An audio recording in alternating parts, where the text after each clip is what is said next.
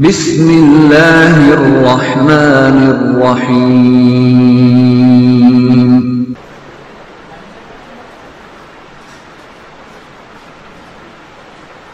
إن الحمد لله نحمده ونستعينه ونستغفره ونعوذ بالله من شرور أنفسنا ومن سيئات أعمالنا من يهده الله فلا مضل له ومن يضلل فلا هادي له ونشهد أن لا إله إلا الله وحده لا شريك له ونشهد أن سيدنا وحبيبنا ومولانا محمدا عبده ورسوله الذي أرسله بالحق بشيرا ونذيرا وداعيا إلى الله بإذنه وسراجا منيرا فقد قال الله تعالى في كلامه المجيد وفرقانه الحميد أعوذ بالله من الشيطان الرجيم بسم الله الرحمن الرحيم وآتينا موسى الكتاب وجعلناه هدى لبني إسرائيل ألا تتخذوا من دوني وكيلا ذرية من حملنا مع نوح إنه كان عبدا شكورا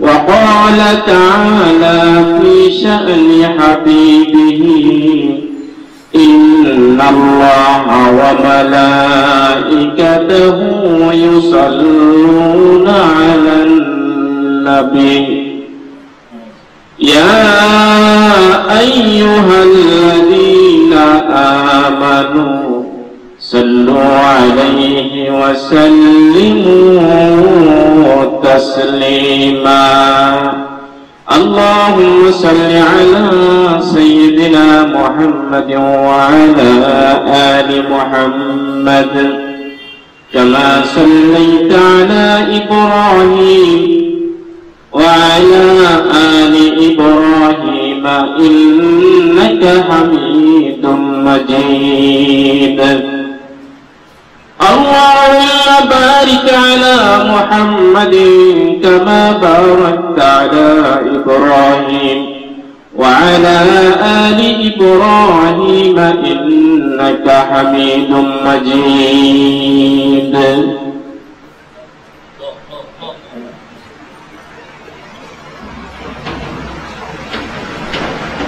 محترم সভাপতি দূরপ্রান্ত থেকে আগত আমার মুসলিম ভাইয়েরা কোরআন সুন্নাহ রিসার্চ ইনস্টিটিউটের পরিচালনা পর্ষদ সবাইকে আন্তরিক মোবারকবাদ জানাচ্ছি আসসালামু আলাইকুম ওয়া রাহমাতুল্লাহি ওয়া বারাকাতুহু প্রথমেই আল্লাহ তাআলার কাছে লক্ষ কোটি শুকরিয়া জ্ঞাপন করছি যিনি আমাদেরকে দুনিয়ার সকল ব্যস্ততাকে উপেক্ষা করে দূর দূরান্ত থেকে এখানে এসে পবিত্র কালামুল্লাহ শরীফ আল কুরআনুল কারীম এর ব্যাখ্যা শোনার জন্য তাফসীর শোনার জন্য এখানে জমায়েত হওয়ার তৌফিক দিয়েছেন। সবাই শুকরিয়া স্বরূপ পড়ছি আলহামদুলিল্লাহ। দুরূদ ও সালাম পেশ করছি রাসূলুল্লাহ সাল্লাল্লাহু আলাইহি ওয়াসাল্লামের উপরে। আল্লাহ তাআলা যার মাধ্যমে আমাদের কাছে তার মনোনীত ধর্মকে, মনোনীত দ্বীনকে পৌঁছে দিয়েছেন। সবাই পড়ি সাল্লাল্লাহু আলাইহি ওয়াসাল্লাম।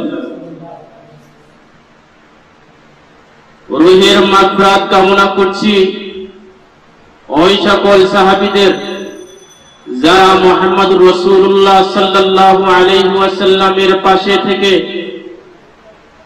রক্ত দিয়ে, মাল দিয়ে, জান দিয়ে ইসলামকে এত সুন্দরভাবে আমাদের কাছে পৌঁছে দিয়েছেন।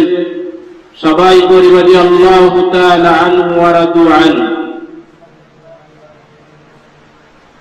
এবং শুকরিয়া জ্ঞাপন করছি আপনাদেরকে যারা দূর দূরান্ত থেকে কোরআন সুন্নাহ রিসার্চ ইনস্টিটিউটে এসে আল্লাহ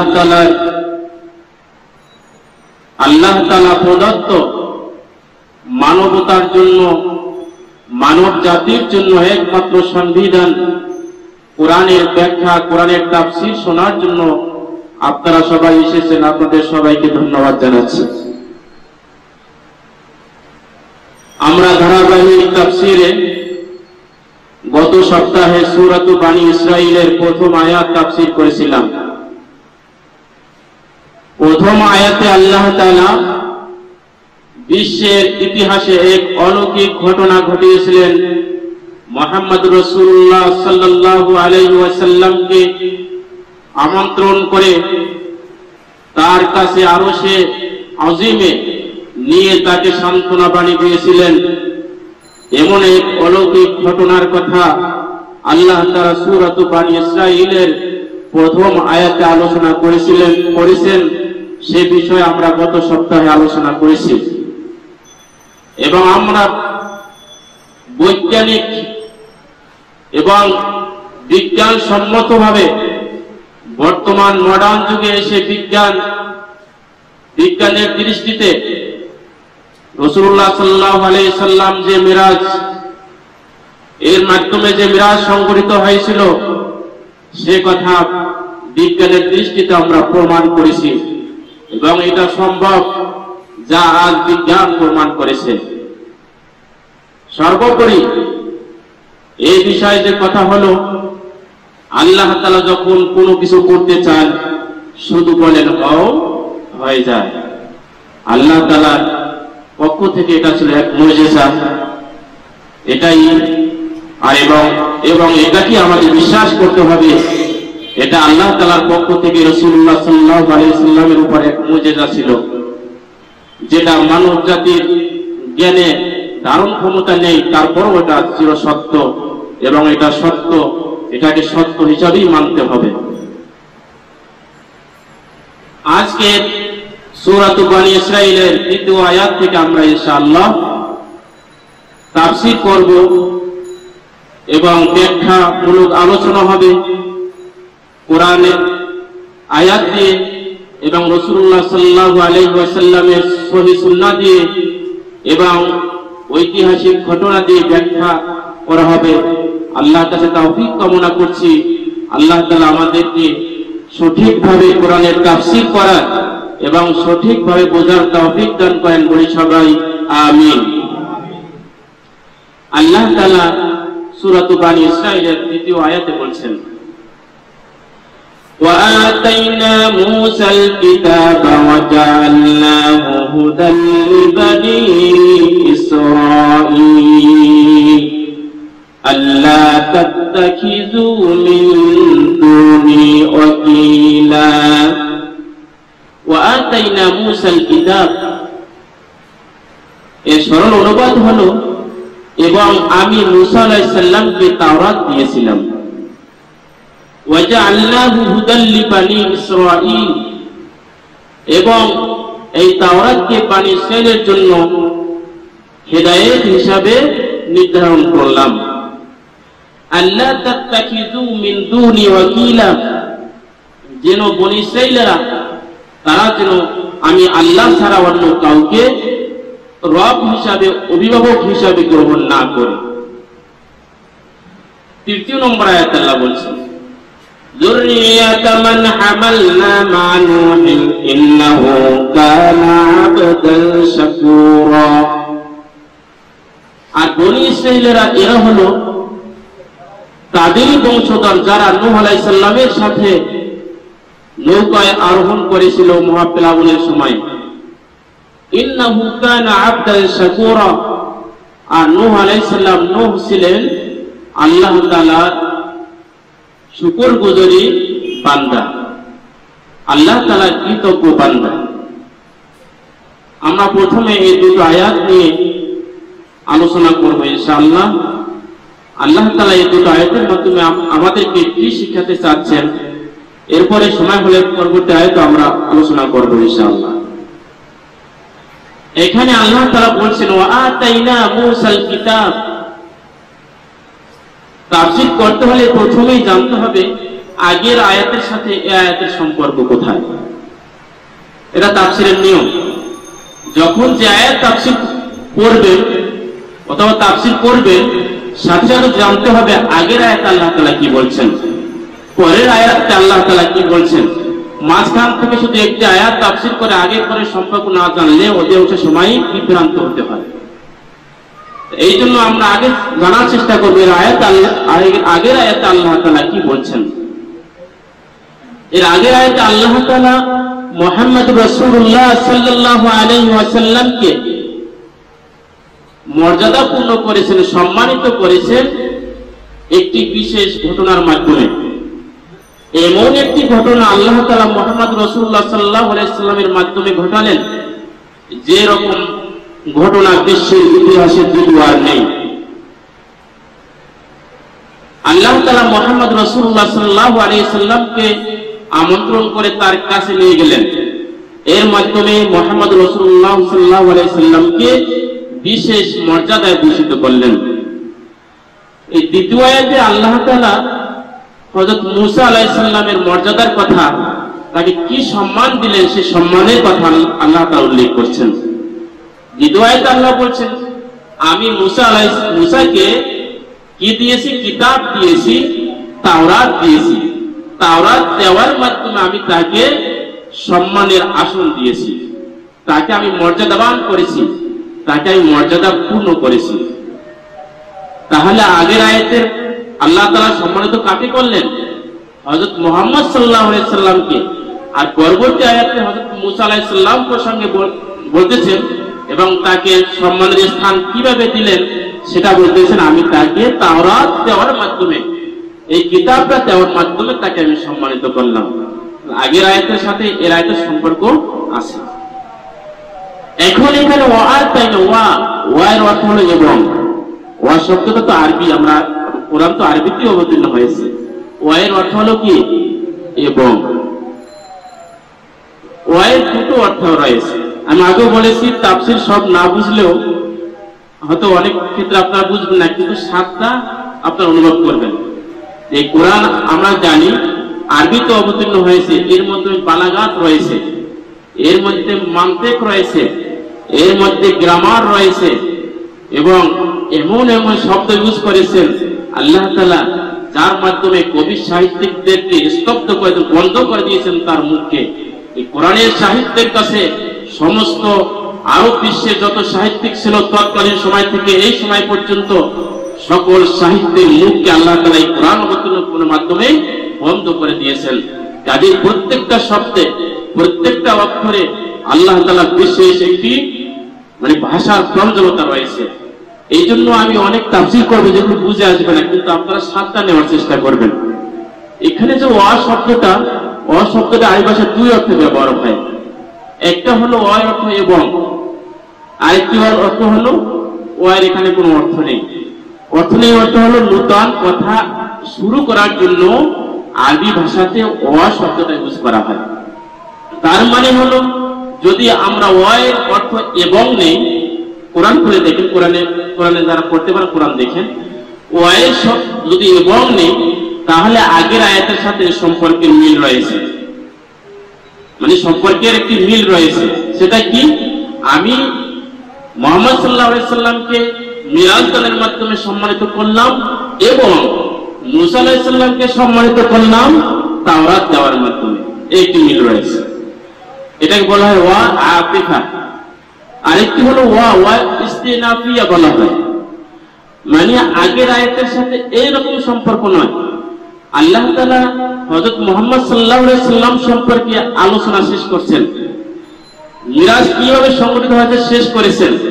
শেষ করার পরে নতুন ভাবে আবার আল্লাহ তাআলা শুরু করছেন এবং মুসা আলাইহিস সালামের ব্যাপার ছিল এটা। এরপরে মুসা আলাইহিস সালামের ব্যাপারে আলোচনা করছেন। তাহলে ওয়াতাইনা থেকে পরবর্তী স্বতন্ত্র আয়াত দিয়ে আল্লাহ তাআলা শুরু করলেন। তাহলে দুই দিকে ব্যাখ্যা এখানে পাওয়া যায়।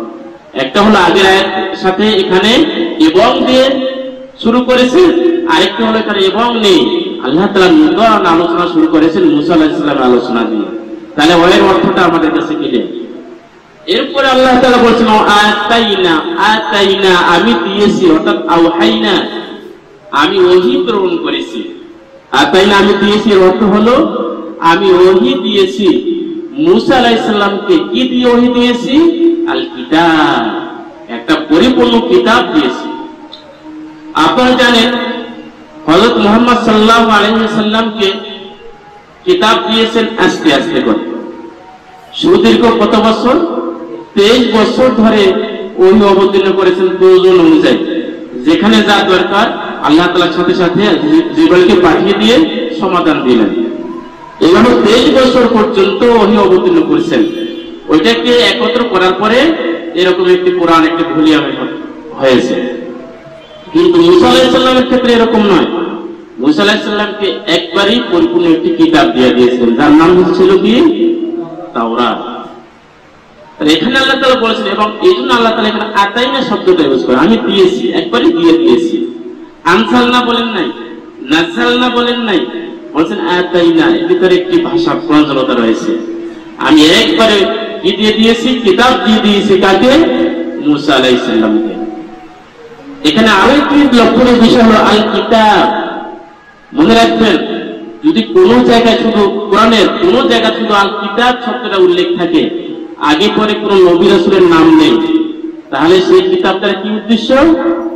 কোরআন উদ্দেশ্য। সেই কিতাব দ্বারা কি উদ্দেশ্য? কোরআন উদ্দেশ্য। কিন্তু এখানে কি কোরআন উদ্দেশ্য হবে? কেন? কারণ মুসা আলাইহিস সালামের নামটা সাথে আছে। আলিফ লাম মিম যালিকাল কিতাবু লা রাইবা ফি। এখানে কিতাব দ্বারা কোন কিতাব উদ্দেশ্য? কোরআন উদ্দেশ্য।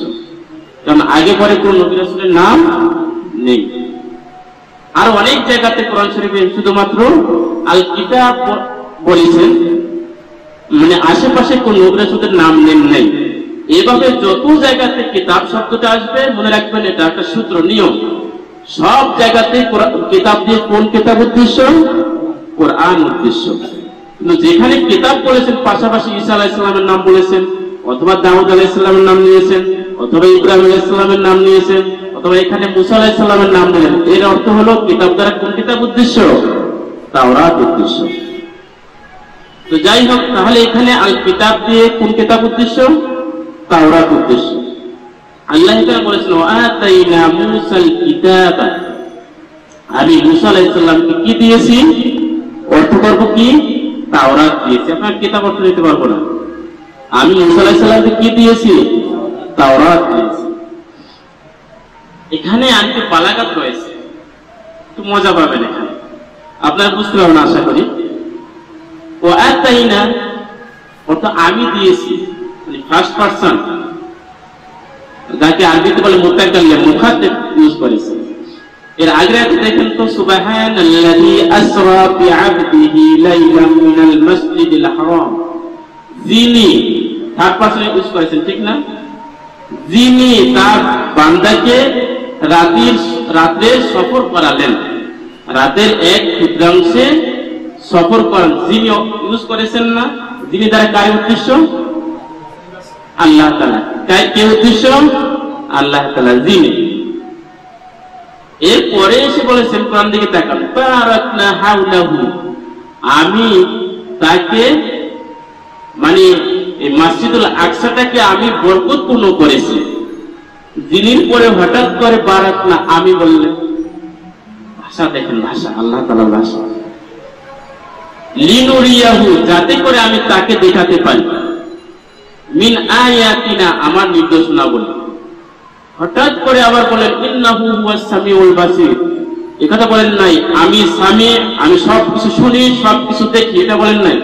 ইন্নাহু, তিনি সবকিছু শোনেন সবকিছু দেখেন। এরপরে আবার হঠাৎ না আমি দিয়েছি, তিনি দিয়েছেন, এই কথা বলেন নাই। আবার দেখেন হঠাৎ করে মুড চেঞ্জ করে কি বলেছেন, আমি দিয়েছি মুসা আলাইহিস সালামকে তাওরাত, তাহলে তিনি, এরপরে আবার আমি, এরপরে আবার তিনি, এরপরে আবার আমি, উদ্দেশ্যটা কি? খেয়াল করেছেন বালাগাত, এখানে কি রয়েছে? বালাগাত রয়েছে। মজার লাগে যদি কোরআনের কেউ বুঝে, বালাগাত মান্তিক নাহু গ্রামার এগুলি বুঝলে কোরআন শুরু করলে আর শেষ করতে মনে চায় না। এর ভিতরে রয়েছে একটি বালাগাতের নিয়ম, যে ভাষাটাকে মাধুর্যপূর্ণ করার জন্য এবং আল্লাহর মহত্বের বহিঃপ্রকাশ ঘটানোর জন্য আল্লাহ তাআলা এরকম একটা মানে চেঞ্জ করেন, পার্সনের চেঞ্জ করেন। তিনি, এরপর আবার বলেন আমি, আবার বলেন তিনি, আবার বলেন আমি। তাহলে এটা হলো বালাগাত। এটাকে বলা হয় আল ইলতিফাত। কি বলা হয়? আরবি ভাষাতে বলা হয় ইলতিফাত। আমরা ইলতিফাত বিবেচনা করার দরকার নেই, তবে আল্লাহ তাআলা যে ভাষার মুড চেঞ্জ করে করে বলে, এর দ্বারা কি উদ্দেশ্য? আল্লাহ তাআলার ভাষার প্রাঞ্জলতা, ভাষার মাধুর্য এবং ভাষার মানে মর্যাদা, এইগুলোর কারণেই সকল সাহিত্যিকরা মুখ বন্ধ করে দিয়েছে। এই কোন ভাষা? আমরা আরবি জানতাম কোন আরবি, আল্লাহ তাআলা আরবিটা কোন আরবি। যাই হোক, আল্লাহ তাআলা এরকম করেছেন ভাষাকে মূল্যবান করার জন্য। আল্লাহ তাআলার ভাষাটা যে এক অলৌকিক, এক মিরাকল, সে কথা বোঝানোর জন্যই আল্লাহ তাআলা এভাবে ভাষার মুড চেঞ্জ করেন। তাহলে এখানে আল্লাহ তাআলা বলছেন থার্ড পারসনের পরে ফার্স্ট পারসন ইউজ করেছেন, ওয়াতাইনা মূসাল কিতাব, এবং আমি মূসাকে কি দিয়েছি? তাওরাত দিয়েছি। ওয়াজআলনাহু হুদাল লিবানি ইসরাঈল, এবং এই তাওরাতকে আমি বানি ইসরাঈলদের জন্য কি করেছি? হেদায়েত হিসাবে নির্ধারণ করেছি। তাহলে বানি ইসরাঈলেরা হেদায়েতের উপরে ততক্ষণ পর্যন্ত থাকবে যতক্ষণ পর্যন্ত তাওরাতটাকে তারা অনুসরণ করবে, এবং যতক্ষণ পর্যন্ত অন্য কোন নবী না আসবে। দুটো জিনিস, কারণ মুসা আলাইহিস সালাম পরে, মুসা আলাইহিস সালামকে আল্লাহ তাআলা সর্বশেষ নবী ঘোষণা দেন নাই, অন্য নবী আসলেই তার কার্যকারিতা শেষ, নতুন নবীকে ফলো করতে হবে।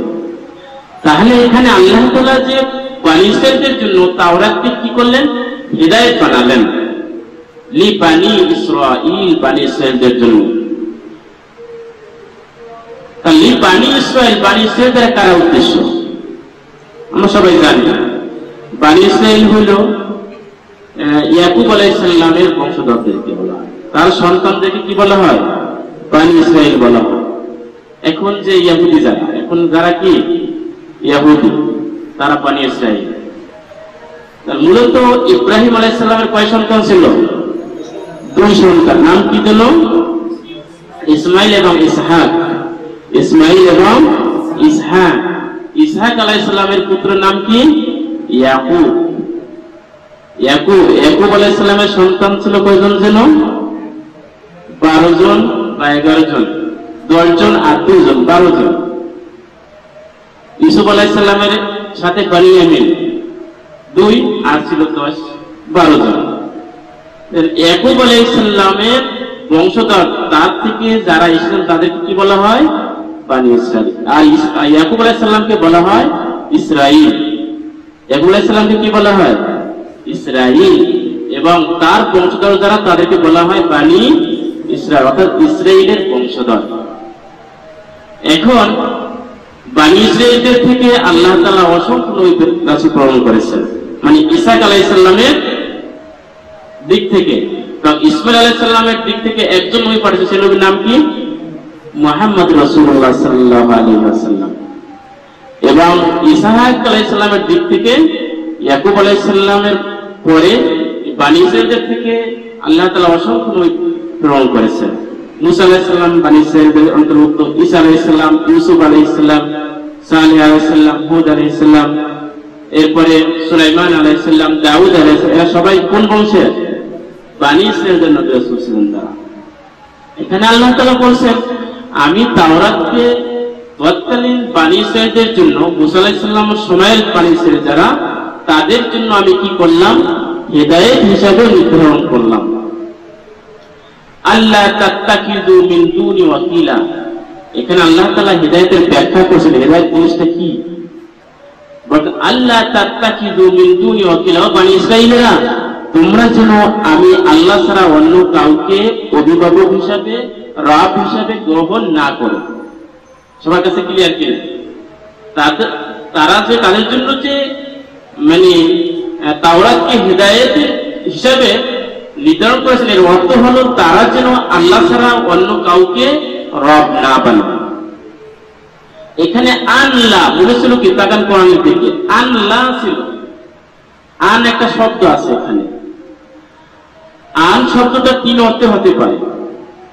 একটা হলো আন আসে ব্যাখ্যা করার জন্য, আগে যেটা বলা হয়েছে সেটা ব্যাখ্যা করার জন্য আন শব্দটা ইউজ হয়।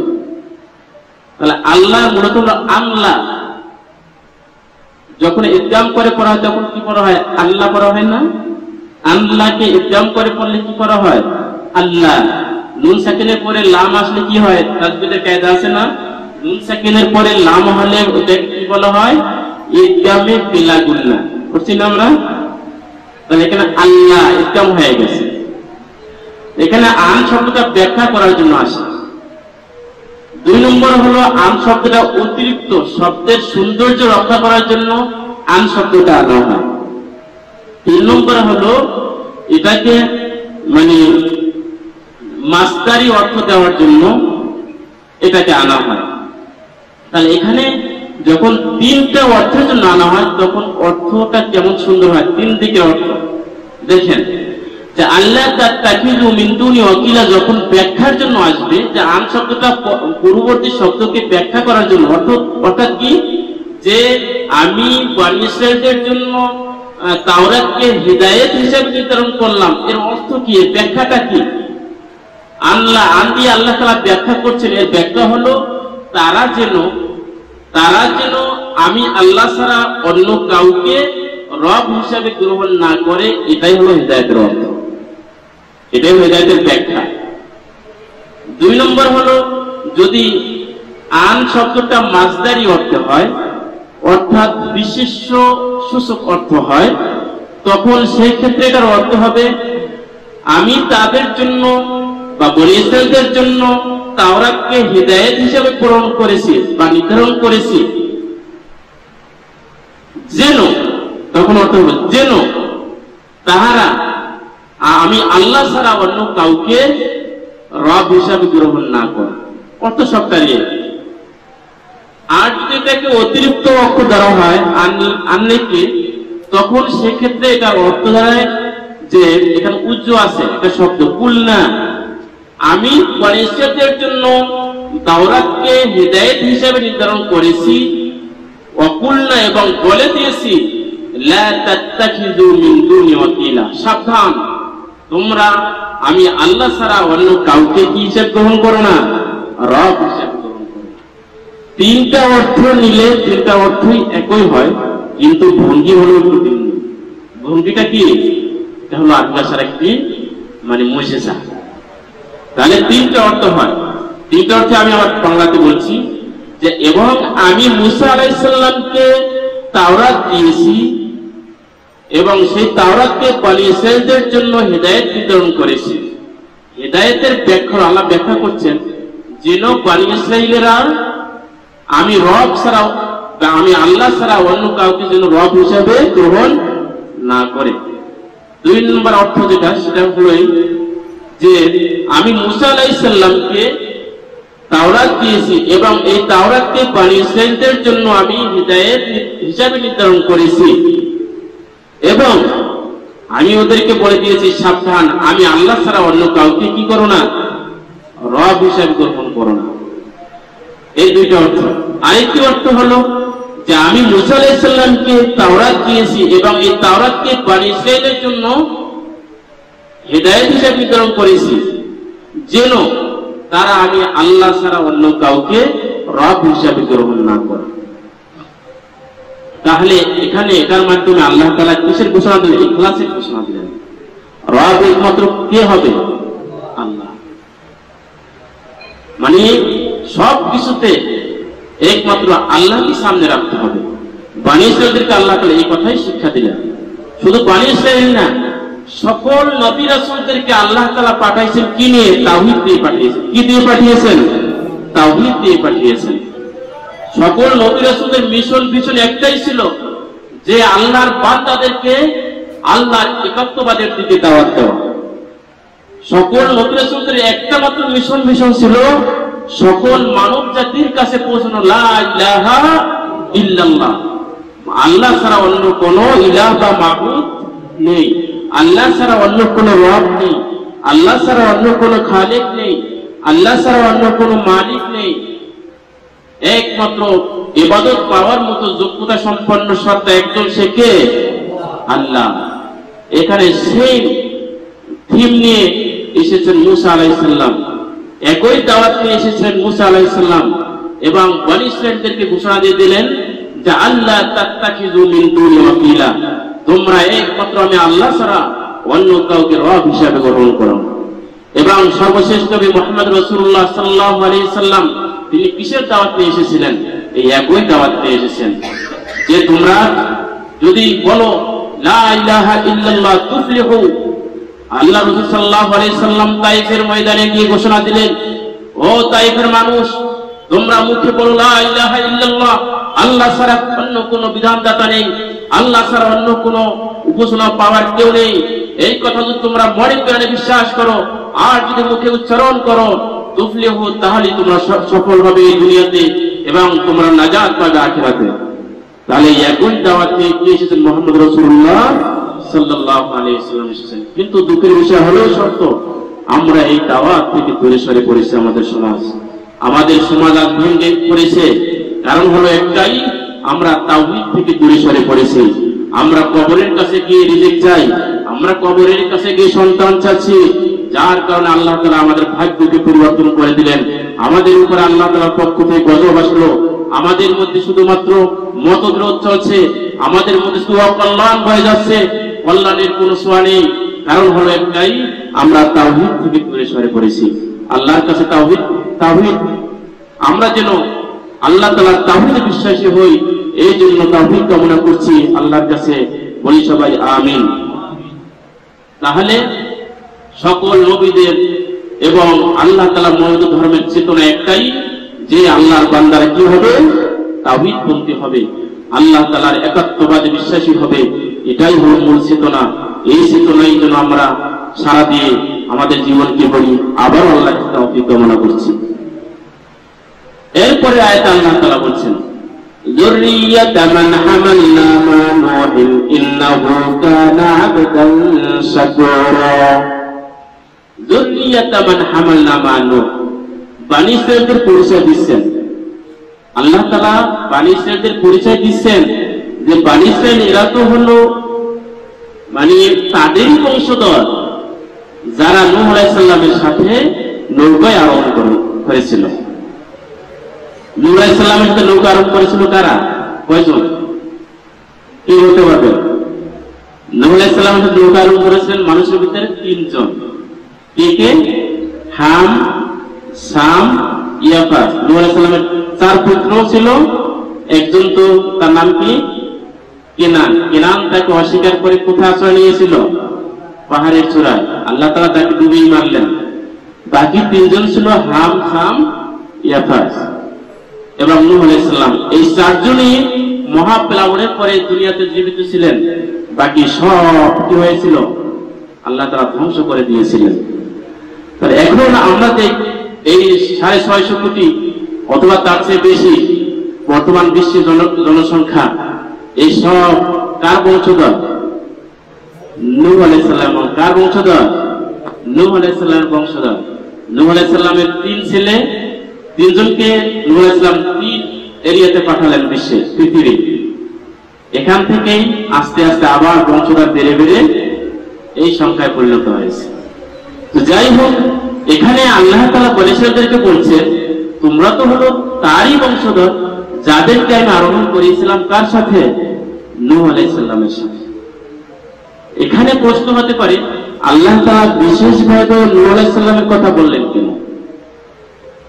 অন্য কোন ইব্রাহিম আলাইহিস সালামের কথা বললেন না, তারপরে মূসা আলাইহিস সালামের কথা বললেন না, ইদ্রিস আলাইহিস সালামের কথা বললেন না। বিশেষ করে নূহ আলাইহিস সালামের কথা বলার কারণ হলো একটাই, যেটা একটু আগে বলেছি, কারণ সবাই হলো নূহ আলাইহিস সালামেরই বংশধর।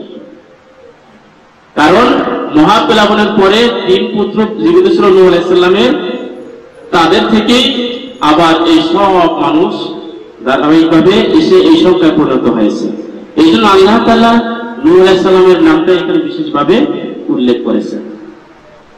ইন্নাহু কানা আবদান শাকুরা, নিশ্চয়ই নূহ আলাইহিস সালাম তিনি ছিলেন আবদান বান্দা, শাকুরা কৃতজ্ঞ বান্দা। নিশ্চয় নূহ আলাইহিস সালাম ছিলেন আল্লাহ তাআলার কৃতজ্ঞ বান্দা। এখানে যুররিয়াতা মান হামালনা মা নূহ ইন্নাহু কানা আবদান শাকুরা,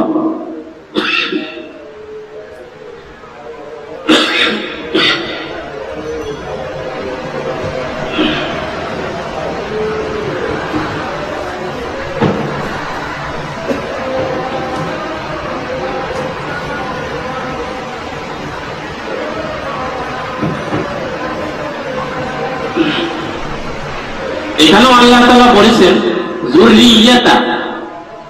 এটা সহজ নিয়ম, সবাই মনে রাখতে পারবে। আরবি ভাষাতে নিয়ম হলো যে কোনো সেন্টেন্স শুরু হবে কি দিয়ে? পেশ দিয়ে। পেশ বুঝলেন?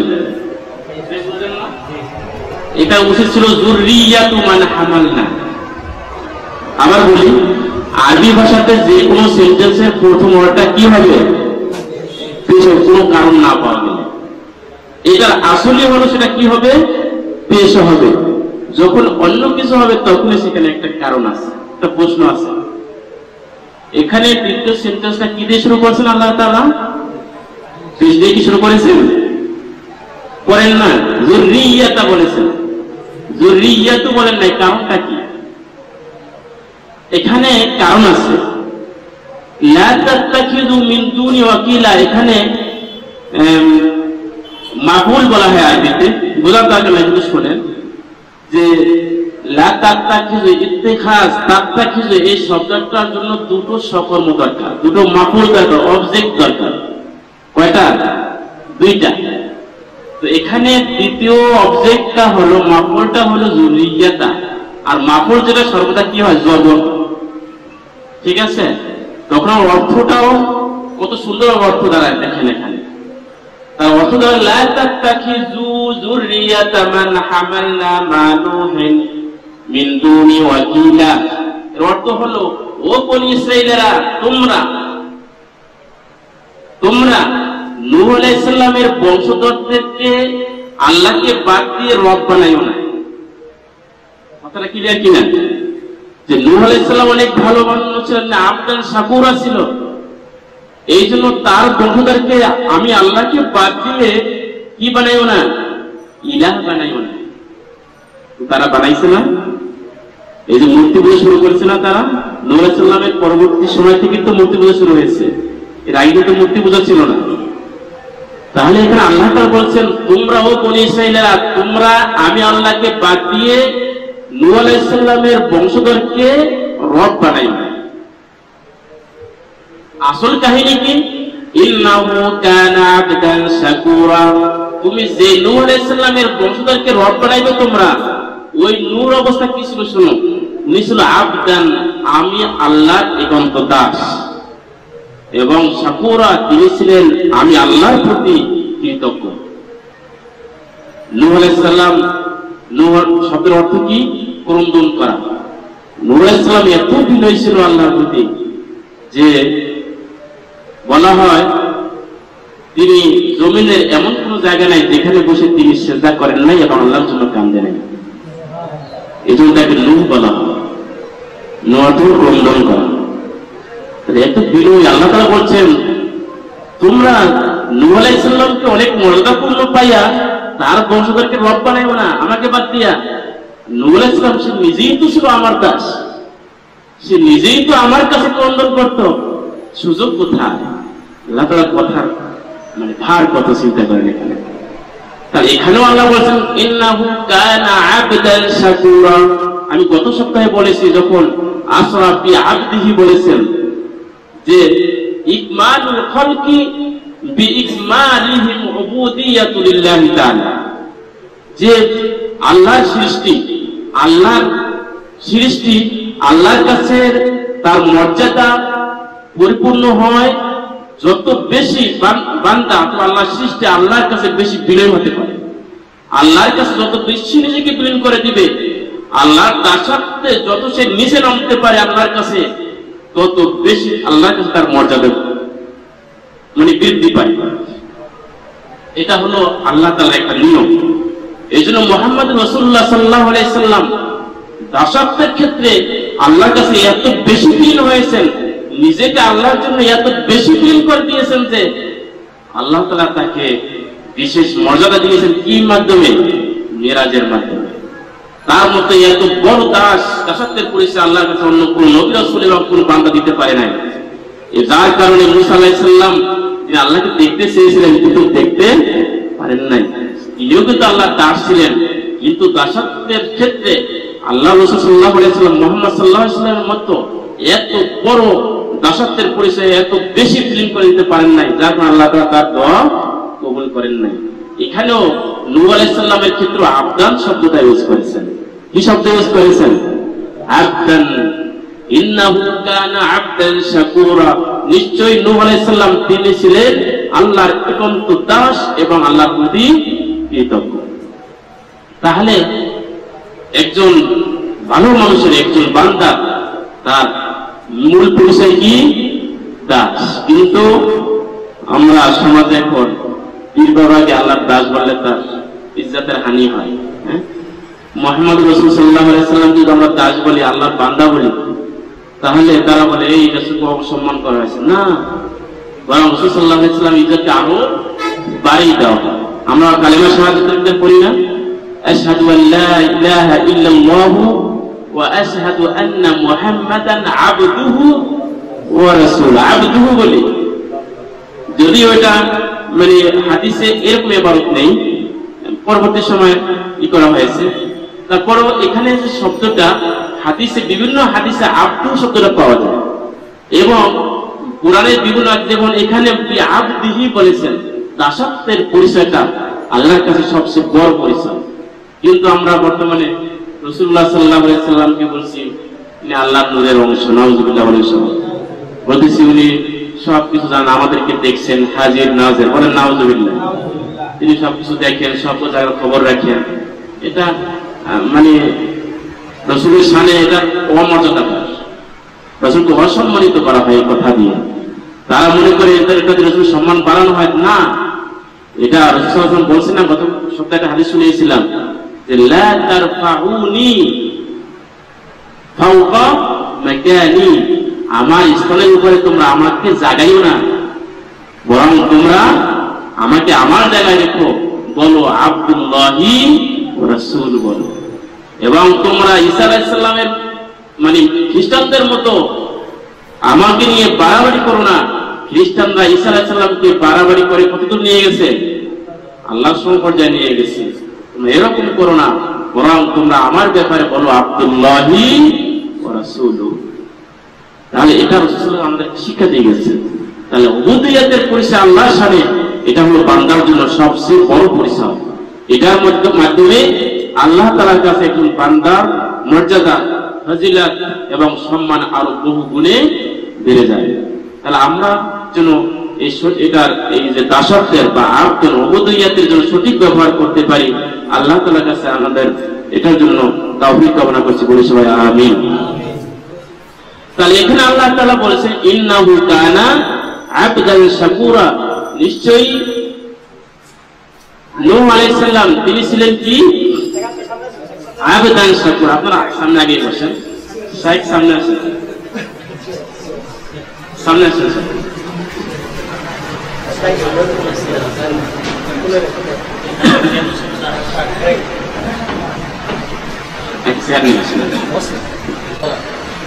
তাহলে এই তৃতীয় আয়াতে আল্লাহ তাআলা কি বলছেন, আগের আয়াতের সাথে মিলিয়ে বলছেন, ও বনী ইসরাঈলা, তোমরা আমাকে বাদ দিয়ে নূহ আলাইহিস সালামের বংশধরকে রব হিসাবে গ্রহণ করো না। সুযোগই বা কোথায়? ইন্নাহু কানা আবদান শাকুরা, নূহ আলাইহিস সালাম সে নিজেই তো ছিলেন আমার একান্ত দাস, শাকুরা তিনি ছিলেন আমার প্রতি কৃতজ্ঞ, তার বংশধরকে তোমরা রব বানাবে, সুযোগই তো নেই।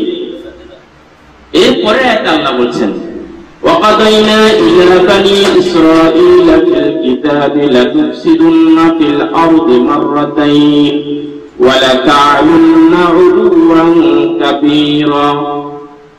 এরপর আমরা وَقَضَيْنَا إِلَى بَنِي إِسْرَائِيلَ وَقَضَيْنَا অর্থাৎ আমি হুকুম দিয়েছি, তো অনেকগুলো অর্থ وَقَضَيْنَا, এখানে হুকুম দিয়েছি, আমি ঘোষণা দিয়েছি। এখানে ঘোষণা দিয়েছি অর্থটা করলে আয়াতের সাথে ভালো হয়। এখানে ওয়াকাদাইনা আমি ঘোষণা দিয়েছি ইলা বানি ইসরাঈল, বানি ইসরাঈলের প্রতি আমি ঘোষণা দিয়েছি ফিল কিতাব, তাওরাত নামক কিতাবে, লা তুফসিদুন্না ফিল আরদি মাররাতাইনি, যে তোমরা হে বনী ইসরাঈলেরা তোমরা জমিনে দুইবার বিপর্যয় সৃষ্টি করবে, ওয়ালা তা'লুন্না উলুওয়ান কাবীরা, এবং তোমরা অহংকার বশত বেশি বাড়াবাড়ি করবে। আল্লাহ তাআলা বেকাল ফিউচারের ভবিষ্যৎবাণী করলেন, তোমরা দুটো করবে যার কারণে তোমরা বিপর্যস্ত হবে। এখানে ওয়াকাদাইনা ইলা বানি ইসরাঈল ফিল কিতাব, ফিল কিতাব দিয়ে মুফাসসিরিন দুটো অর্থ করেছেন। কেউ বলেছেন যে ওয়াহাকামনা, যদি এখানে হুকুম দেওয়া অর্থ হয় তখন সেখানে হবে ফিল কিতাব অর্থ লাউহে মাহফুজ, যে আমি তাদের ব্যাপারে হুকুম লিখে রেখেছি লাউহে মাহফুজে, যে বনী ইসরাঈলেরা জমিনের মধ্যে দুইবার বিপর্যয় সৃষ্টি করবে এবং তারা অহংকার বশত বেশি বাড়াবাড়ি করবে। আর যদি ওয়াকাদাইনার আকবার না হয় তখন ফিল কিতাব দ্বারা উদ্দেশ্য হবে তাওরাত, অর্থাৎ আমি তাওরাত কিতাবের মাধ্যমে তাদেরকে জানিয়ে দিয়েছি, ঘোষণা দিয়ে দিয়েছি যে তোমরা জমিনে দুইবার বিপর্যয় সৃষ্টি করবে এবং তোমরা তোমাদের অহংকার বশত জমিনে বেশি বাড়াবাড়ি করবে। এখন এখানে তারা যে দুইবার বিপর্যয় সৃষ্টি করেছে, সে দুইবার মানে কোথায় কোথায় তারা বিপর্যয় সৃষ্টি করেছে, এক প্রশ্ন। দুই নম্বর হলো এখানে আরেকটি প্রশ্ন হতে পারে, তারা কি দুই বিপর্যয় সৃষ্টি করেছে, তারা কি দুই জায়গায় কি প্রসাদ করেছে না আরো করেছে? আরো করলে আল্লাহ তাআলা কেন দুইটা কথা উল্লেখ করলেন? দুটো প্রশ্ন এখানে হতে পারে, দুটো জবাবই মুফাসসিরিন এখানে দিয়েছে। এক নম্বর হলো তাফসীরে আলুসি, ইমাম আলুসি রাহমাতুল্লাহ আলাইহি তিনি বলেছেন, তাফসীর রুহুল মাআনিতে বলেছেন যে এখানে একবার বিপর্যয় হলো হযরত জাকারিয়া আলাইহিস সালামকে কতল করেছেন, বলেন নাউযুবিল্লাহ। বনী ইসরাঈল কতল করেছেন কাকে? জাকারিয়া আলাইহিস সালামকে। এত কতল হলো চূড়ান্ত পর্যায়ে গিয়া। এর আগে যারা জাকারিয়া আলাইহিস সালামের প্রতি ঈমান এনেছিলেন তাদের উপর যে কত ধরনের অত্যাচার চালিয়েছেন এবং জাকারিয়া আলাইহিস সালামকে তার সমাজ থেকে বের করে দেওয়ার জন্য কত ধরনের প্রচেষ্টা চালিয়েছেন, শেষ পর্যন্ত জাকারিয়া আলাইহিস সালামকে মাথা থেকে পা পর্যন্ত করাত দিয়ে পিটায় কতল করা হয়েছে। এই ছিল একটা বিপর্যয়। আর দ্বিতীয় আরেকটি বিপর্যয় মাররাতাইন করেছেন, দুইবার বিপর্যয় দিয়েছে। আরেকটি বিপর্যয় হলো হযরত ঈসা আলাইহিস সালামকেও কতল করার জন্য চেষ্টা করেছিল। শেষ পর্যন্ত আল্লাহ তাআলা তাকে কোথায় উঠে নিয়ে যান? আসমানে উঠে নিয়ে যান। এই দুটি জায়গায়। এখন পরবর্তী আয়াতে তারা যে বিপর্যয় সৃষ্টি করেছিল, বিপর্যয়ের রেজাল্ট কি ছিল, সেই রেজাল্টের কথা এখানে বর্ণনা করেছেন। পাশাপাশি এখানে আল্লাহ তাআলা আরেকটি কথা থেকে ইঙ্গিত করেছেন যে যখন কোন মানুষ, কোন শাসক, কোন আল্লাহর বান্দা অন্য কোন বান্দার প্রতি অত্যাচার চালায়, সে অত্যাচারকে কিন্তু আল্লাহ তাআলা সহ্য করে না, সাথে সাথে আল্লাহ তাআলা অ্যাকশনে চলে যান। অত্যাচার না চালানো পর্যন্ত আল্লাহ তাআলা কিন্তু ধরেন না। যেমন ফেরাউনের বেলা দেখেন, নমরুদের বেলা দেখেন, যখনই সাধারণ মানুষের উপর অত্যাচার চালিয়েছে তখনই আল্লাহ তাআলা তাদেরকে কঠিন হস্তে পকড়াও করেছেন। ইবাদত না করুক ওটা আল্লাহর সাথে ব্যাপার, বা অন্য অন্য ইবাদত বন্দেগী সেগুলো না করুক ওগুলো আল্লাহর সাথে ব্যাপার। কিন্তু যখন আল্লাহর বান্দাদের উপর অত্যাচার চালানো হয়, নিরীহ বান্দাদেরকে কতল করা হয়, তাদের অধিকার নষ্ট করা হয়, তখন কিন্তু আল্লাহ তাআলা সহ্য করেন। যার কারণে দেখা যায় ফেরাউনকে ডুবিয়ে মারলেন, নমরুদকে মারলেন কিভাবে? ছোট একটা মশা দিয়ে চেয়ারের বাড়ি দিয়ে তারপরে মারলেন তাকে। এখানে দ্বিতীয় আয়াতে যে কথা বলছেন, তারা যে বিপর্যয় সৃষ্টি করলো, বিপর্যয়ের পরে তাদের পরিণতি কি হলো সেই পরিণতির কথা এখানে বলছেন।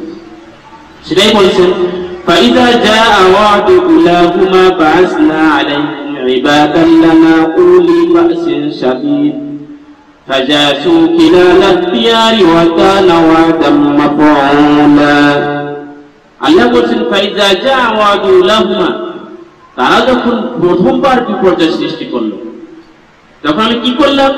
বাআসনা, আমি প্রেরণ করলাম, পাঠাইলাম, আলাইকুম, আল্লাহ তাআলা বলেছেন বলছেন তোমাদের উপরে, ইবাদান, আমার এমন এক বান্দাকে, লানা উলি বাসিন শাদীদ, যিনি ছিলেন শক্তির রব, ফাজাসু খিলালা দিয়ার, অতঃপর তিনি তোমাদের ঘরে ঢুকে, তোমাদের অলিতে গলিতে ঢুকে তার বাহিনী দিয়ে তোমাদের সব কিছুকে শেষ করে দিল, তছনছ করে দিল। ওয়াকানা ওয়া'দান মাফউলা, আল্লাহ তাআলার ওয়াদা এভাবেই সত্যে পরিণত হয়। এখন তো প্রথম বিপর্যয়ের পরে যখন জাকারিয়া আলাইহিস সালামকে হত্যা করলেন, হত্যার পরে আল্লাহ তাআলা আরেকটি কথা মনে রাখবেন যে আল্লাহ তাআলা যখন কোন কওমকে শেষ করে দিতে চান, তখন হয়তো আল্লাহ তাআলা ফেরেশতা পাঠিয়ে দিয়ে ওই কওমকে সরাসরি উল্টিয়ে পাল্টিয়ে দিয়ে, বৃষ্টি দিয়ে, পাথরের বৃষ্টি দিয়ে শেষ করে দেন, না হয় ওই দলের উপরে অন্য আরেকটি দলকে ক্ষমতা দিয়ে ওই ক্ষমতাটা দ্বিতীয় দলটিতে তাকে শেষ করে দেন। দুইটা যে কোনো একটু উপায় আল্লাহ তাআলা অবলম্বন করেন। দুইটা মনে রাখবেন, একটা হলো হয়তো আল্লাহ তাআলা সরাসরি গজব দিয়ে শেষ করে দেন, না হয় আল্লাহ তাআলা অন্য দ্বিতীয় আরেকটি দলকে এই দলের সে শক্তিশালী বানিয়ে দিয়ে পাঠিয়ে দিয়ে তার দিয়ে শেষ করে। যেমন লূত আলাইহিস সালাম ওদের কেমনে শেষ করেছেন? লূতের বংশকে শেষ করেছেন উল্টে পাল্টে দিয়ে, যেটাকে বলা এখন যে ডেড সি, জর্ডানের যে আল বাহরুল মাইয়িত, ডেড সি, ওখানে তার নমুনা আছে। এরপরে কারুনের যে সম্পদ নিয়ে গর্ব করেছিল তাকে শেষ করেছিলেন কেমনে? তার সম্পদ সহ, তার প্রাসাদ, তার নিজেকে সহ সব মেরে দিয়েছিলেন, যেটা মিশরে ওখানে ফায়ুম নাম জায়গা দেখে এসেছে, ওখানে সেই ওটাকে বলা হয় বুহাইরা কারুন, মানে কারুন কুকুর, নাম হলো কারুন কুকুর, মানে কারুনকে যখন ডুবিয়ে মেরেছিল সেটা নিদর্শন আল্লাহ তাআলা রেখে দিয়েছেন আজ পর্যন্ত। তাই এটা সরাসরি আল্লাহ তাআলা গজব দিয়ে শেষ করেছেন। আরেকটি হলো যেটা সচরাচর আমরা দেখি, যে অন্য আরেকটি দলকে শক্তিশালী করে সেটার মাধ্যমে, যেটা আল্লাহ তাআলা কোরআনে বলেছেন যে ফালাউলা দাফআন নাস ওয়ালাউলা দাফআল্লাহি নাস বা'দাহুম বিবা'দিন লাফাসাদাতিল আরদ ওয়ালাকিন্নাল্লাহা যু ফাদলিন আলা আলামিন, সূরাতুল বাকারা আল্লাহ তাআলা বলছেন, যদি এরকম না হতো যে আমি মানুষ জাতির এক দলকে আরেক দল দিয়ে দফা করি, দমন করি, যদি এরকম নীতি আমার না হতো তাহলে সমাজে বিশৃঙ্খলা লেগে যেত, তাহলে এক না এক দল টিকে যেত। তাহলে আল্লাহ তাআলা এই কোরআনের মাধ্যমে এই আয়াতের মধ্যে ইঙ্গিত দিলেন যে আমি এক দলকে অন্য দলের উপরে শক্তি দিয়ে প্রতিষ্ঠিত করে এরপরে আমি ওই দলটাকে তার মাধ্যমে দমন করি। এটা রাশিয়া ছিল এক সময় খুব মানে সুপার পাওয়ার, মানে কি বলে এটাকে বাংলাতে, যে পরাশক্তি। এরপরে বানালো কাকে আল্লাহ তাআলা, ওটাকে মার দিয়ে কাকে বানালেন? আমেরিকা। আমেরিকাকে দমন করবেন কারে দিয়ে আল্লাহ জানেন, তবে ইসরায়েল ইঙ্গিত পাওয়া যায় চীন দিয়ে মানে আমেরিকাকে দমন করবে। তুরস্ক দিয়ে চীন দিয়ে, যাই হোক, মানে ইশারা ইঙ্গিতে বোঝা যায় আল্লাহ তাআলা আরেকটি শক্তি হয়তো চীনকে না হয় তুরস্ক দিয়ে, না হয় ইরান দিয়ে, যেগুলো একটি শক্তি দিয়ে আমেরিকাকে শেষ করবে। এইভাবে একটা আল্লাহ তাআলার নিয়ম। এবার দেশের ভিতরে তাকালে দেখা যায় একদল ক্ষমতায় আছে, যখন সে নৈরাজ্য মানে অরাজকতা এবং নৈরাজ্য শুরু করে দেয়, আরেকটি দলকে আবার উঠিয়ে দিয়ে ওটাকে দমন করে। এটা আল্লাহ তাআলার সুন্নাত নিয়ম। যখন আল্লাহ তাআলা গজব দিয়ে না ডাইরেক্টলি না করেন তখন এটা করেন। তাহলে এখানে যেটা হলো, যখন বনী ইসরাইলেরা তারা বিপর্যয় সৃষ্টি করলো, তখন আরেকটি শক্তিকে তাদের উপর দিয়ে শক্তিশালী করলেন। সেসব জালুত, কাদেরকে দিলেন সেটা? জালুতকে। জালুত এবং তার বাহিনী দিয়ে মানে বনী ইসরাইলদেরকে এমন ভাবে শেষ করলেন, তাদের ভিতরে কোটি কয়েক এসেছিল এবং মসজিদুল আকসায় ঢুকে তাদের যে অস্তিত্ব ছিল সে সবগুলো জ্বালিয়ে করে শেষ করে দিলেন। এটা ছিল ঈসা আলাইহিস সালামের সময়তেই। ঈসা আলাইহিস সালাম তখন বেঁচে আছে, সেই সময়টি এটা জালুতের মাধ্যমে আল্লাহ তাআলা, যেটা ইঙ্গিত পাওয়া যায় সূরাতুল বাকারা 134 নম্বর আয়াত থেকে, না 234 নম্বর আয়াত থেকে 251 নম্বর আয়াত পর্যন্ত এই লম্বা আলোচনা করেছেন জালুতকে নিয়ে। কাহিনীটা হলো এরকম যে যখন তারা বিপর্যয় সৃষ্টি করলো, সমাজে অত্যাচার চালাতে লাগলো বনী ইসরাইলেরা, জাকারিয়া আলাইহিস সালামকে কতল করে ফেললো। এরপরে আল্লাহ তাআলা কি করলেন, তাদেরকে আবার তাওবা করার পরে কিছু বেঁচে ছিল, মানে এটা করার পরে আল্লাহ তাআলা জালুতকে তাদের উপরে শক্তিশালী করলেন। শক্তিশালী করার পরে জালুত এবং তার বাহিনী দিয়ে এই বনী ইসরাইলদেরকে কি করলেন, শেষ করলেন। শেষ করার পরে কিছু সংখ্যক যারা বাকি ছিল তারা আবার তাওবা করলেন। তাওবা করার পরে আল্লাহ তাআলা তাদেরকে সহযোগিতা করলেন কাকে দিয়ে? তালুতকে দিয়ে। জালুতের পরে কাকে পাঠালেন? আবার তালুতকে। এর ফাঁকে শিমুল আলাইহিস সালাম নামে একজন নবী পাঠিয়েছিলেন, তার সাথেও তার অনেক বাড়াবাড়ি। এটা বনী ইসরাইলের খাসলা, তো বাড়াবাড়ি করা বনী ইসরাইলের কি খাসলা। যাই হোক, শেষ পর্যন্ত আল্লাহ তাআলা, যেটা পরবর্তী আয়াতে ইঙ্গিত রয়েছে, আল্লাহ তাআলা তালুতকে পাঠিয়ে দাউদকে পাঠিয়ে দিয়ে জালুতকে আবার কি করলেন, কতল করালেন, শেষ করালেন, যার মাধ্যমে আবার বনী ইসরাইলরা আবার মাথা ছাড়া দিয়ে উঠলেন, তাদেরকে আবার সম্মানিত করলেন, যেটা পরবর্তী আয়াতে আল্লাহ তাআলা ইঙ্গিত দিয়েছেন।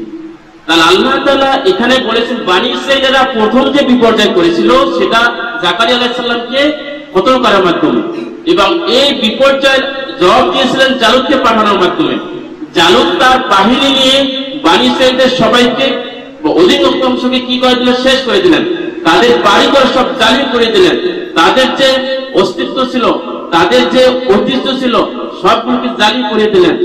এরপরে যখন গুটি কয়েকে আবার তাওবা করলেন, তখন আল্লাহ তাআলা তাদেরকে আবার কি করলেন, তাওবা কবুল করে নিয়ে তালুতকে এবং দাউদকে পাঠিয়ে দিয়ে জালুতকে আবার শেষ করে দিয়ে তাদেরকে আবার সম্মানিত করলেন, যেটা সুম্মা রাদাদনা আয়াতে ইঙ্গিত রয়েছে।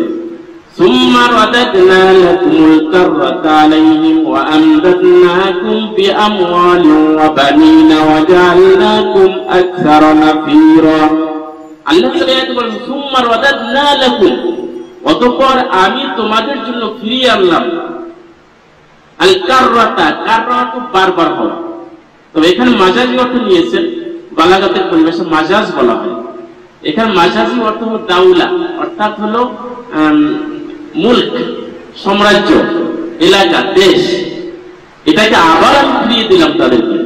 এর কারণ কেন বলা হয়েছে, যেহেতু দেশটা বারবার ঘুরে ক্ষমতা শুধু চেঞ্জ হয়, ঘুরে না, কারণ হয় না, তাকরীর হয়। এই জন্য আল্লাহ তাআলা এটাকে কাররা নাম দিয়েছেন।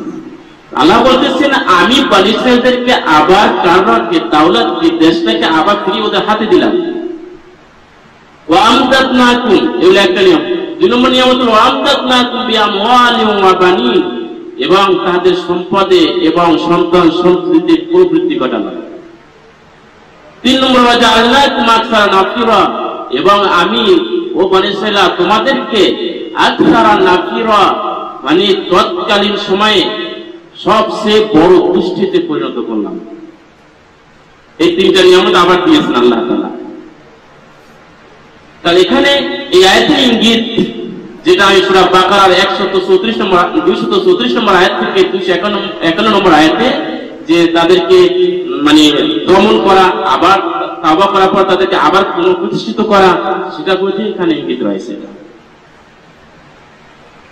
এবার আল্লাহ তাআলা চিরস্থায়ী একটি সত্য কথা এখানে বলেছেন, ইন আহসানতুম আহসানতুম লিআনফুসিকুম ওয়া ইন আসাতুম ফালাহা।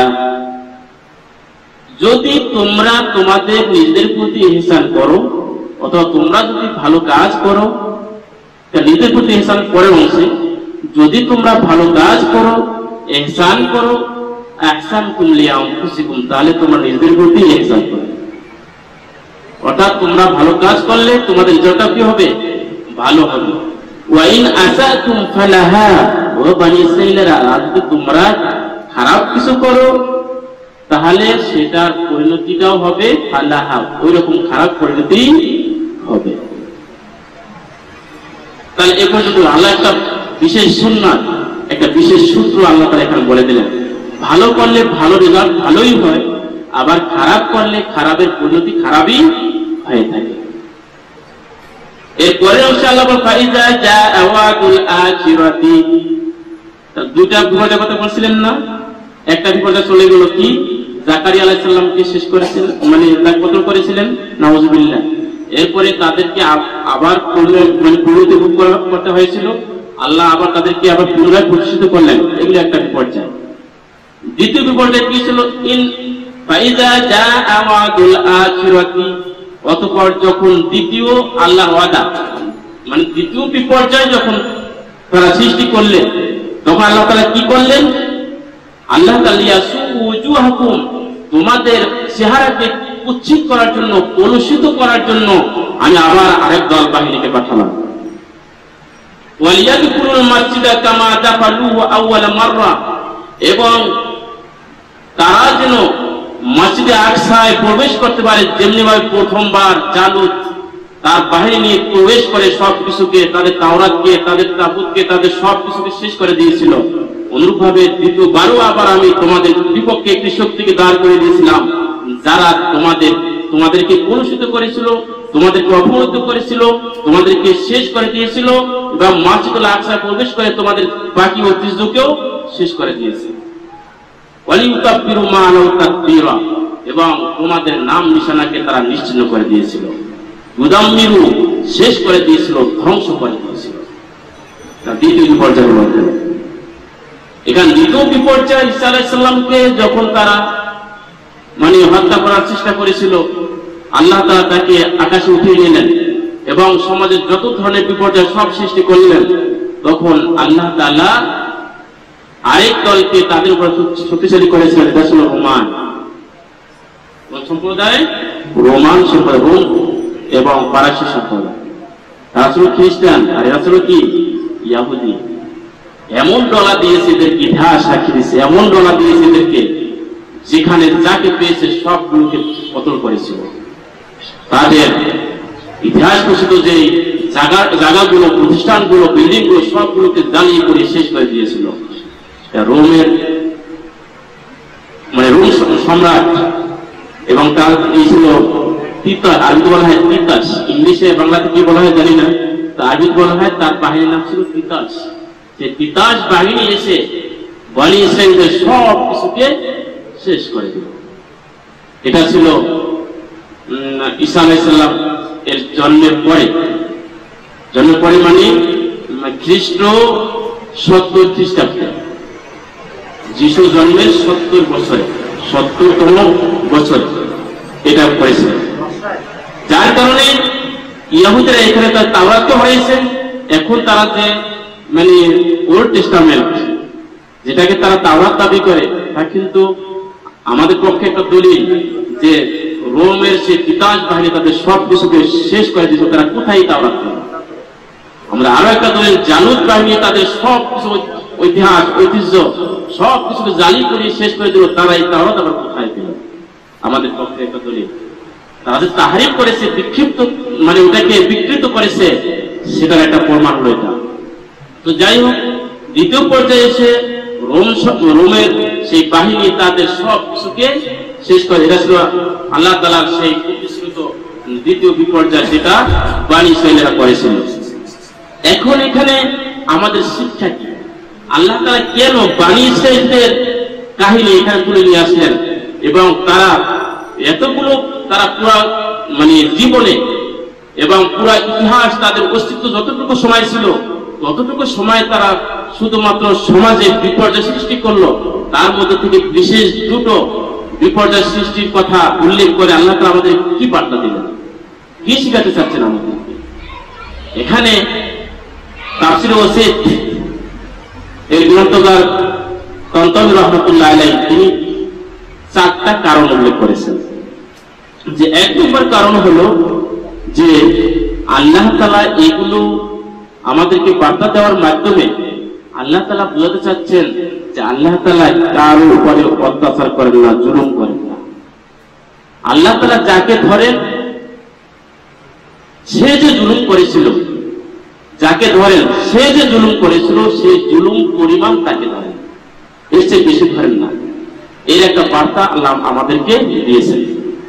2 নম্বর কারণ হলো যে আল্লাহ তাআলা পরবর্তী জাতিকে শিক্ষা দেওয়ার জন্য যে তারা যে বিপর্যয় সৃষ্টি করেছিল, সমাজের বিশৃঙ্খলা সৃষ্টি করেছিল, এরকম যদি তোমরাও করো তোমাদের পরিণতি এটাই হবে।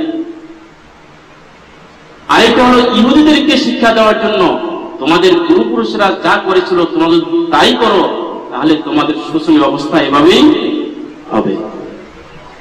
আরেকটি হলো আল্লাহ তাআলা এটা উল্লেখ করার কারণ হলো, হ্যাঁ, যদি তোমরা ফাসাদ সৃষ্টি করো, অপরাধ করেও থাকো, এরপরে তাওবা করলে আবার তোমাদেরকে মাফ করে দেব, এমন একটি বার্তাও এর ভিতরে রয়েছে। তাহলে 4টা কারণে আল্লাহ তাআলা আমাদেরকে এই বনী ইসরাঈলদের এই দুটো বিপর্যয়ের কথা, দুটো ফাসাদ সৃষ্টির কথা আল্লাহ আমাদের কাছে উল্লেখ করেছেন আমাদেরকে শিক্ষা নেওয়ার জন্য।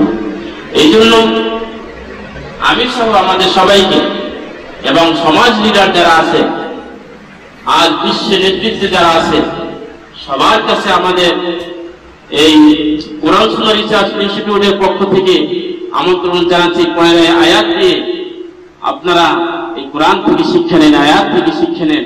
এমন বিপর্যয় সৃষ্টি করেন না, নিরহ মানুষের প্রতি এমন অত্যাচার করেন না, তাদের অধিকারকে নষ্ট করেন না। যদি নষ্ট করেন তাহলে আপনাদের অবস্থাও এটাই। আল্লাহ তাআলা আমাদের সবাইকে তৌফিক দেন সুন্দরভাবে চলার এবং সমাজের যেন আমার দ্বারা কোনো ক্ষতি না হয়, অন্যের ক্ষতি যেন আমার দ্বারা না হয়, এরকম একটি বার্তা, এরকম একটি শিক্ষা নেওয়ার জন্য আল্লাহ তাআলা মূলত সূরা বনী ইসরাঈলের 2 নম্বর আয়াত থেকে শুরু করে 7 নম্বর আয়াত পর্যন্ত আমাদেরকে একটি মেসেজ দিয়েছেন। এই মেসেজ থেকে শিক্ষা নেওয়ার তৌফিক দেন। আল্লাহ তাআলার কাছে তৌফিক কামনা করছি। সময় অনেক হয়ে গেছে, আজকের আর সামনের আয়াত পারবো না, ইনশাআল্লাহ পরবর্তী সপ্তাহে আবার পরবর্তী আয়াত থেকে আমরা কন্টিনিউ করব। আল্লাহ আমাদের সবাইকে ভালো মানুষ হিসাবে, একজন সমাজ সংস্কারক হিসাবে, সমাজের সেবক হিসাবে, সমাজের শান্তি প্রদানকারী হিসাবে কবুল করেন। আসসালামু আলাইকুম ওয়া রাহমাতুল্লাহি ওয়া বারাকাতুহু।